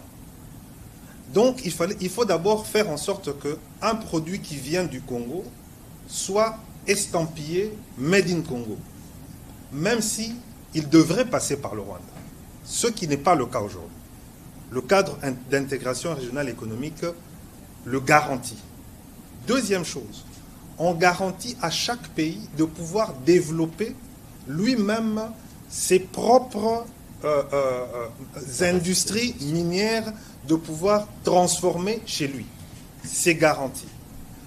Et on dit ceci, si les deux pays trouvent des zones ou bien des terrains d'entente pour des développements communs, ils peuvent le faire. On ne dit pas qu'ils doivent mutuellement travailler mutuellement, non. Ce n'est pas une obligation, c'est écrit noir sur blanc. S'ils ont ils trouvent des opportunités de développement commun, ils peuvent le faire. On ne peut pas le refuser. Puisque, encore une fois, avant 45, entre 40 et 45, vous ne pouviez pas dire aux Allemands et aux Français qu'ils pouvaient faire des projets communs. Après, ils ont fait tout ce qu'ils ont fait ensemble jusqu'à faire l'euro. Donc, on ne peut pas préempter de ce qui va arriver dans l'avenir. Mais il faut le construire aujourd'hui. Et donc, c'est pour cela qu'on protège ce cadre de travail, mais en affirmant notre souveraineté sous on va dire, l'umbrella des États-Unis. Deuxième chose, pourquoi on insère l'Obito dedans? D'ailleurs, ça ne venait pas de nous, je dois vous dire ça, c'était un souhait des États-Unis. Pourquoi? Parce que les voies d'évacuation naturelles des produits qui iraient par le Rwanda, c'est par où? C'est l'océan Indien. Et l'océan Indien, c'est où? C'est la Chine.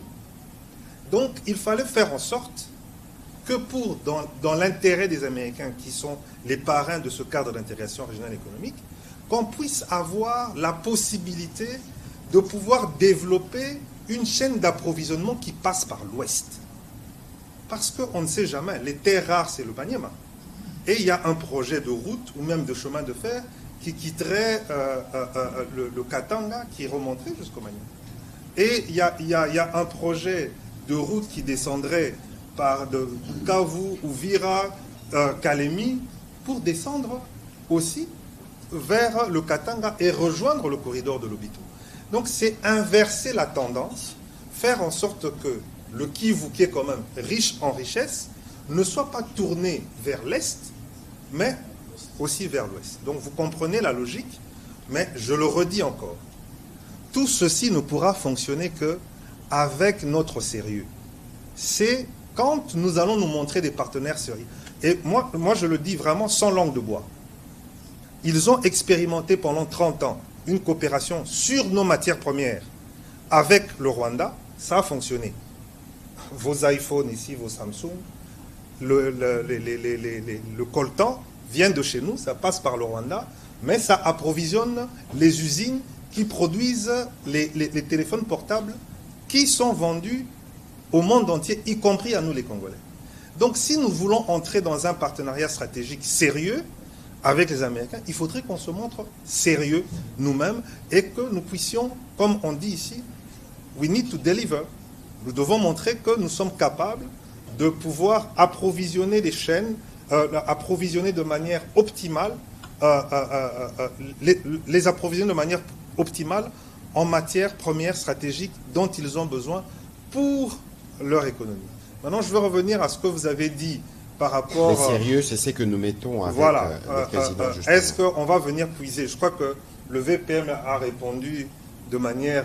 mais non, ça sera, comme dit le président, du win-win. C'est-à-dire que vous venez avec votre entreprise, vous avez un gisement et vous allez respecter le code minier et vous allez faire des joint ventures, quitte à le faire avec Gécamine ou avec Sakima, ou avec... Ça va vraiment fonctionner de manière...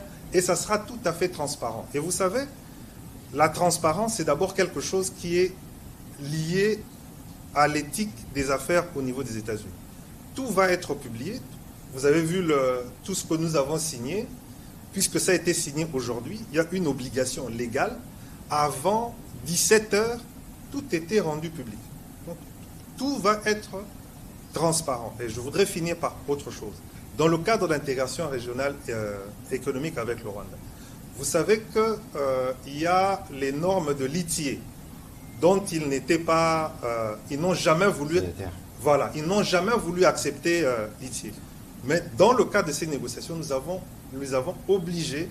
Pourquoi? Parce que avec la signature de se conformer à l'ITIE, ils doivent faire un effort supplémentaire de traçabilité qu'ils ne faisaient pas. Vous savez qu'ils prenaient les matières premières en RDC, ça arrivait au Rwanda et ça entrait dans du packaging et c'était estampillé. Alors que maintenant, avec le processus de l'ITIE, cette pratique va devenir de plus en plus difficile. On doit savoir de quel trou ça sort. Voilà, exactement. Voilà, merci. On va terminer. On va prendre les 3 dernières questions, s'il vous plaît. Monsieur Kalanji, Monsieur Moubenga, avant c'est Gardi Diana, allez-y. Venez, s'il vous plaît, vous poserez les 3 questions en série. On va terminer par vous, s'il vous plaît. Allez-y, Gardi Diana, s'il vous plaît. Allez-y. La question, je veux poser 2 questions très directes. D'abord au VPM. VPM, prière de noter, nous répondrons à une série pour terminer. C'est une question de précision, VPM. Tout à l'heure, vous avez semblé dire que l'accord stratégique est tributaire des résultats dans la dynamique de paix. Mais une question de précision, quelle est la nature que vous donnerez à l'accord signé le 27 juillet dernier 2025 avec Cobod Metal, qui est une société américaine, et dont la communication a articulé la signature de cet accord comme étant le prérequis de cet accord stratégique. Mais aussi dans la même question, est-ce intéressant de commencer une telle approche stratégique avec un espace qui fait l'objet d'un litige avec AVZ, l'ancien exploitant? Au gouverneur, je dirais le principal négociateur, ma question s'articule autour de l'intervention, encore votre introduction dans la réponse que vous accordez à la question de William Kalingai. Vous avez semblé dire que la RDC, dans sa naissance, n'était pas imaginée comme étant un État indépendant. Donc, nos problèmes, peut-être notre faiblesse aujourd'hui est de l'ordre congénital. Quels sont les axes essentiels dans cet accord qui nous permet d'échanger ce prisme-là? Et est-ce qu'aujourd'hui, il y a quelque chose qui change pour que le monde, qui nous voyait comme une simple réserve, puisse changer son regard également sur l'évolution de cet État? Merci. Monsieur Kalonji, s'il vous plaît. Voilà, bonsoir tout le monde. Pour aller vite, tout droit au but, ma question a deux volets. La première, vous avez très bien parlé, j'ai saisi, mais je m'inquiète un peu. Est-ce que vous avez... Did you have set a timeline? J'ai compris que tout ce que vous avez dit était vrai, mais vous n'avez pas donné les limites. Quand est-ce que vous allez dire, bon, le Rwanda, nous vous donnons 3 mois, 1 mois, 6 mois pour libérer le Congo? Si vous ne quittez pas dans ce temps-là, voici les punitions qui vont tomber sur vous. Parce que quand vous dites qu'il y a la pression américaine, et comme le gouverneur l'a dit, il y a quand même cette crédibilité américaine. Oui, la crédibilité, on peut mettre la pression pendant 5 ans, 10 ans, 15, 20 ans. Et le Rwanda, nous connaissons leurs habitudes, ils risquent de refuser toujours de partir, et nous serons toujours en train de... Oh, on va parler, on va parler. Moi, je pense, si vous pouvez nous dire, est-ce qu'il y a a set time, when is it going to take for them to leave the Congo? C'est là, s'ils ne livrent pas de Congo, voilà les punitions que les États-Unis et le Congo vont implémenter sur eux. Voilà. Parce que nous connaissons Kagame. Deuxième volet. Maintenant, admettons qu'ils changent. Le Rwanda s'en va. Ils quittent le Congo, tout est calme, tout va bien. Ils partent dans 24 heures, comme Donald Trump l'a dit. Est-ce que vous pensez aussi que ça doit finir par là? Ils sont partis, c'est la paix du monde. Alors les 15 millions, 20 millions de morts congolais, y aura-t-il des punitions pour ce pays qui nous a détruits pendant 30 ans, ou bien il n'y aura plus de punitions, ils vont chez eux, c'est la paix du monde, Jésus-Christ est vivant. Merci. Voilà. Merci, bien noté. Monsieur Moubenga, on termine par vous, s'il vous plaît. Merci pour la parole. Je m'adresse au gouverneur, qui est le principal négociateur. Dans ces deals ou dans ces partenariats stratégiques, parce que quand on parle de... Je ne suis pas le principal négociateur pour le partenariat stratégique. Le partenariat stratégique RDC-États-Unis, c'est le vice-premier ministre, ministre de l'économie. Le cadre d'intégration économique régionale, c'est le gouverneur, mais ici, il intervient comme principal négociateur. Alors, je vais aller dans le cadre de l'intégration régionale. Nous voyons que, je ne sais pas si c'est une faiblesse, parce que autour de ces cadres d'intégration régionale, vous reposez peut-être votre argumentaire sur le fait que le Congo est sous-développé, il n'est pas équipé, il n'y a pas des infrastructures, et que chez les voisins ou les autres, on peut aller directement, il y a des raffineries au Rwanda, chez nous, il n'y en a pas, et nous pouvons prendre les minéraux chez nous et travailler de l'autre côté. Oui, je ne sais pas si c'est... Allez-y, la question. Alors, quel est les timings pour la RDC de pouvoir se reconstruire ou se construire, avoir des raffineries et avoir l'électricité, parce qu'il y a un déficit majeur avec Inga et tout ça. On ne peut pas attendre, les entreprises américaines veulent directement venir travailler au Congo. Quel est le temps que vous, en tant que gouvernement, vous avez prévu pour que cela soit possible? Et pour la deuxième question, avec les partenariats stratégiques, la Chine est aujourd'hui un principal partenaire de la RDC. Quelle est sa place dans ces partenariats que vous venez de signer aujourd'hui? Est-ce qu'il y a un conflit entre les deux grandes puissances qui vont se battre chez nous et les bombes vont tomber sur nous, ou vous avez vraiment garanti aux Chinois que non, de toutes les façons, nous sommes avec les Américains, vous venez de temps en temps la nuit aussi prendre votre part. Voilà, merci pour vos questions. On va commencer. Allez-y alors, rapidement, Madame Rachel. Non. Au fait, c'est juste une petite question de précision, mais qui va compléter la question de mon collègue Kalonji. C'est sur la question des contraintes, le temps. Quand on lit l'accord, sur la question, par exemple, du cadre d'intégration économique et régionale, il y a un deadline qui est donné dans cet accord. Après 3 mois après l'entrée en vigueur du présent accord, le cadre d'intégration économique régionale, en plusieurs étapes, sera défini dans un accord distinct. Vous avez l'accord, Monsieur le ministre. Il y a un délai qui est donné. Dans le cadre du mécanisme conjoint de coordination de sécurité, là aussi, il y a un délai qui est donné, 30 jours à compter de l'entrée en vigueur du présent accord. Mais sur la question du désengagement, qui est une question fondamentale et sur laquelle le peuple congolais s'attend à ce que la solution puisse arriver de le retour de la paix définitive et principalement les populations de l'Est, il n'y a aucune date qui est avancée. Là, il est simplement dit que d'une manière séquencée et coordonnée avec le désengagement des forces, et comme les disposeront d'autres accords à venir, les partis appuient le désengagement, le désarmement et intégration des groupes armés non étatique. Ça, c'est sur la question du désengagement. Ce qui veut dire qu'il n'y a aucune contrainte de date. Ouais, c'était juste une question de précision. Et c'est ça qui met en cause la question de... Voilà. Parce que votre question recoupe à celle posée tout à l'heure, je pense, par M. Peter Tani. Monsieur le vice-premier ministre, la Chine, qui est dans un challenge mondial avec les États-Unis, on va commencer par vous et le gouverneur va prendre les volets des questions qui le concernent et je terminerai par la question de M. Kalonji et Mme Rachel. Allez-y, s'il vous plaît. Je pense que nous n'avons pas signé un accord pour remplacer un partenaire par un autre. La position de la République démocratique du Congo, c'est que nous avons intérêt à diversifier nos partenariats. Nous avons un cadre de coopération entre la République démocratique du Congo et la Chine qui est en vigueur, qui permet aujourd'hui d'ailleurs de financer un certain nombre de projets d'infrastructures qui sont en cours. Regardez ce qui se passe sur la RN1. Les travaux sur la RN1 avancent bien. Les travaux sur les 2 rocades à Kinshasa avancent. C'est des financements du programme sino-congolais. Parlons justement des ressources minières. Qu'est-ce que nous avons, disons, entre 2000 et 2025, c'est-à-dire sur les 25 dernières années,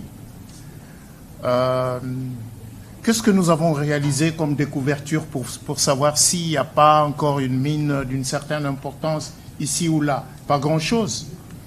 Donc, ne considérons pas qu'il y a un potentiel limité et que sur ce potentiel limité, nous allons nous mettre au milieu de 2 géants qui vont se battre en nous piétinant.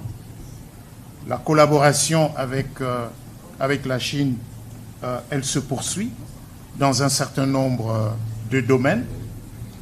Le président de la République a pris part aux travaux du FOCAC, du Forum de coopération entre la Chine et l'Afrique. Moi-même, il y a quelques semaines, il y a quelques jours, je pense, j'ai pris part à un forum de coopération, économique entre la Chine et l'Afrique. Donc, ça, c'est un cadre qui existe. Et regardez ce que nous avons mis dans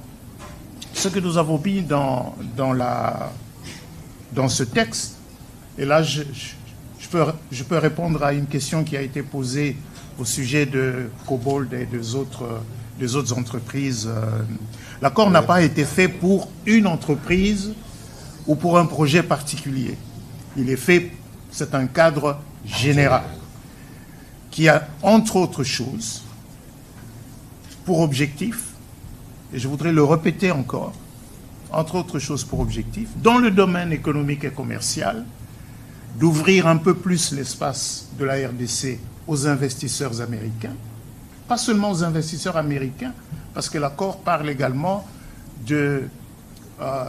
d'entités alignées, c'est-à-dire des investisseurs qui sont en bon terme avec les États-Unis d'Amérique et qui peuvent donc venir, qui sont éligibles autant que les entreprises américaines à ce qui est prévu. Mais l'accord va au-delà du commerce et de l'économie. L'accord parle également de coopération dans le domaine technologique, dans le domaine de la science, dans le domaine de l'éducation, tout comme l'accord parle des aspects de sécurité et de défense qui sont prévus dans un document à part qui a été signé, comme on l'a rappelé également ici. Et justement, cette question de Cobalt, je sais, voilà, avec AVZ et ainsi de suite, l'un des objectifs recherchés dans cet accord, c'est aussi de rendre l'environnement d'affaires de la RDC un peu plus lisible, un peu plus prévisible pour les investisseurs. Et à cet effet, l'accord a prévu que, plutôt que de créer des incitations dans l'accord, les incitations aux investisseurs sont prévues dans une loi. Et nous allons utiliser une loi existante, la loi 13005 de janvier 2014. Pour la petite histoire, c'est une loi qui avait été promulguée pour donner une assise légale au programme sino-congolais. Parce que c'est une loi qui fixe les facilités douanières, fiscales, parafiscales et de change pour les entreprises ayant conclu un accord de coopération avec la République démocratique du Congo. Donc, avec nos partenaires américains, on a convenu que c'est cette même loi qui va subir des amendements pour lui donner un caractère beaucoup plus global et prévoir dans cette loi des dispositions qui vont rassurer davantage les investisseurs. Je vous donne un simple exemple. Nous avons la loi sur la TVA qui prévoit que pour les miniers, la TVA remboursable doit être remboursée dans les 30 jours. En réalité, monsieur le gouverneur de la Banque centrale sait que nous traînons une enveloppe assez consistante de TVA devant être remboursée, mais qui n'est pas remboursée dans le délai, et cela met à mal la trésorerie de ces entreprises. Donc nous allons essayer de prendre en compte ces remarques, ces observations qui sont faites par nos partenaires pour amender la loi, de manière à ce que cette loi, de la même manière que le Code minier dispose d'un cadre unique qui rassure, qui stabilise le climat d'affaires au profit des entreprises qui investissent en République démocratique du Congo. Donc nous voulons offrir, mais il est évident, parce que c'est une loi, on ne va pas dire que c'est une loi qui est faite pour les entreprises américaines. C'est une loi qui sera faite pour toutes les autres entreprises qui veulent investir en République démocratique du Congo. Alors, monsieur le gouverneur, rapidement, pour ce qui vous concerne. Ok, je voulais juste faire une petite... rajouter quelque chose sur Cobalt Metals, parce que Cobalt Metals faisait partie des... on va dire des éléments de jugement que le gouvernement américain voulait tester par rapport à notre volonté d'aller dans ce partenariat stratégique avec eux. Je vous le dévoile aujourd'hui. Et nous avons trouvé une astuce. Nous avons dit, nous sommes en litige. La République démocratique du Congo est en litige avec AVZ, en arbitrage quelque part. Ce que nous on fait, c'est que si vous nous garantissez que vous allez régler ce litige entre Cobalt et AVZ, nous vous donnons l'accès au lithium. Et ça marchait. Ça veut dire que nous nous sommes retrouvés ici aux États-Unis, Cobalt, AVZ et les autorités américaines, et nous avons fait la proposition de la sortie de crise sur le lithium de Manono avec AVZ. Et ça a été accepté comme tel, et c'est comme ça que Cobalt, au fait, a signé ce partenariat qui lui donnait accès au lithium dans la partie sud de Manono, et continue, au fait, des discussions qui ne concernent plus la République démocratique du Congo avec AVZ. Donc c'était, comme on dit, un proof of concept. On a montré que nous étions sérieux dans ce domaine, et ça fait que les choses ont pu s'accélérer. Je voulais juste faire ce petit commentaire parce que c'est des choses que parfois les gens ne voient pas, mais c'est comme ça que les choses se sont passées. Alors vous avez parlé de l'État indépendant du Congo. Justement, c'est un anachronisme parce que indépendant, nous ne l'étions pas, mais c'était plutôt indépendant pour les autres. Et c'est ce que je disais. Pendant toutes ces années, à chaque fois que, à la faveur d'une révolution industrielle, le monde marchand, je n'aime pas appeler ça le monde capitaliste, puisque les Chinois ne le sont pas, mais ils font partie du monde marchand, a eu besoin de nos matières premières, ils se sont passés de nous. Ils sont venus, ils ont puisé, ils sont partis. Et le dernier cas en date, c'est en 1996. Ils sont venus, ils ont puisé, ils sont partis. Et ça a duré comme ça 30 ans. Et on nous a dit que non, vous avez des problèmes politiques, hein, qu'il faut vous rassembler, c'est un problème congolo-congolais. On nous a dit que c'était un problème d'intégration d'une communauté. On nous a dit... Mais la réalité, ce n'était pas ça. La réalité, c'est l'accès à nos ressources. Et une fois qu'on l'a compris, c'est-à-dire qu'il faut qu'on sépare ce qui peut concerner nous, les Congolais, en tant que nation, qu'on le traite à part. Et c'est ça que le président de la République fait maintenant. Il dit, les problèmes politiques, ça peut exister. Mais la crise qui est celle du Kivu, telle qu'on la connaît là, l'origine, ce n'est pas du tout un problème politique. C'est un problème d'accès à nos ressources, et nous allons le traiter à la racine. On va traiter à la racine avec qui? Avec le patron du monde occidental, avec les États-Unis d'Amérique. Tout simplement. Tout simplement. Et c'est comme ça qu'on a cet accord à Washington. Et ça marque un tournant parce que pour la première fois, et je le dis encore, c'est pour la première fois que pour discuter de l'accès à nos matières premières stratégiques, on discute avec nous-mêmes. On vient discuter avec nous. Alors que ça n'a, je vous ai montré historiquement que ça n'a jamais été le cas.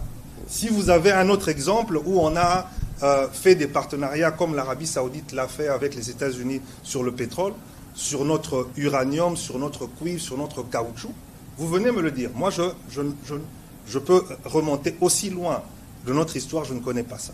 Maintenant que ça se fait, je dis encore une fois que c'est de notre responsabilité. Il faudrait qu'on élève le débat, qu'on élève le niveau dans lequel nous devons placer notre pays, pour qu'on puisse mettre de côté les querelles qui puissent exister et se dire qu'en face de ce qui touche notre nation par rapport à ces questions-là, que nous puissions nous montrer responsables. Voilà. Oui. J'allais juste finir. Allez-y, terminez. Oui, la question de timeline. Mais la question de timeline, et vous allez le voir, ça a été défini dans les accords. Ça va être, parce qu'il y a ce qu'on appelle les groupes, des commissions, hein, avec un certain nombre de contrôles qui se passent entre aussi bien les États-Unis, le Rwanda, la RDC, que maintenant même le Qatar. Hein, ils se réunissent souvent ici à Washington. Et c'est comme ça que ça va. Mais moi, je dis, tout ça, c'est rien. Rappelez-vous, en 2013, vous êtes ici aux États-Unis.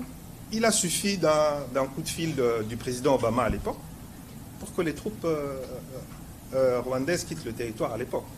Donc, tout ça, c'est bien. C'est prévu. Hein, mais je ne fais pas partie je n'ai pas fait partie de ces discussions. Mais ça existe et ça fait partie d'un processus qui est défini avec des acteurs qui sont définis. Maintenant, la justice, le président a toujours été clair là-dessus. Il a encore rappelé la dernière fois, quand il était en Serbie, que, et c'est même écrit dans l'accord de paix du 27 juin, que ceux qui ont commis des crimes vont être jugés. Donc la justice, elle fera son chemin. Vous savez que ce ne sont pas les premiers crimes de guerre qu'il y a eu. La justice, même si elle prend son temps, mais elle va arriver, et à partir du moment où nous savons, et je comprends que les compatriotes, nos compatriotes, et nous-mêmes, nous avons ça dans notre esprit, nous savons que nous devons juger ceux qui ont commis des crimes de guerre, des crimes contre l'humanité, des génocides chez nous en République démocratique du Congo. Dernière chose, c'était la question de M. Mubenga. C'était par rapport à est-ce que l'exploitation de nos ressources, puisque nous n'avons pas les infrastructures, si ça va continuer à se faire au Rwanda, quand est-ce que nous allons le faire? Mais c'est pour cela que, d'abord, je voulais revenir à cette question de minerais et la réaffirmation de nos lois, notamment le code minier. Vous savez que le code minier interdit l'exportation des matières premières brutes. C'est déjà ça, le fait qu'on fasse reconnaître dans ce cadre d'intégration régionale économique que la RDC a le droit de respecter ses lois et notamment son code minier. Donc c'est-à-dire qu'on ne peut pas, on ne pourra plus, dans le cadre dans ce cadre d'intégration régionale économique, de pouvoir exporter vers le Rwanda les matières premières brutes pour transformation. Il faut un minimum de transformation localement. Deuxième chose, on réaffirme le monopole dans ce cadre d'intégration régionale économique de l'EGC,